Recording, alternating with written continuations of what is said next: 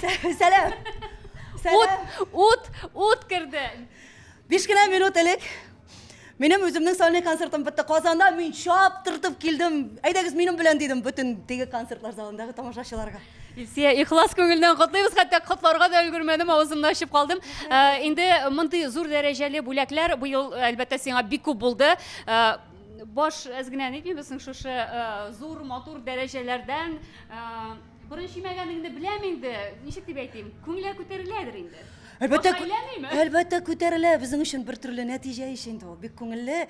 Әгәр дә минем хезмәтемне шулай бәяләп, шундый матур бүләкләр белән игътибар үзәгендә тотып, ел саен шулай шундый матур милли премияларга чакыралар икән, бу бәхет иш инде.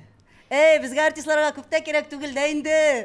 Халыкның алкышлары һәр чакта да явып торсын. Илсия, ихлас котлыйбыз менә мондый юбилей тантанасында, әлбәттә, менә вакыт табып килүең өчен һәм сине күрергә без әлбәттә шиксез Мин көттем милли премия. Синең әзерләнгәнең күренә, Илсия.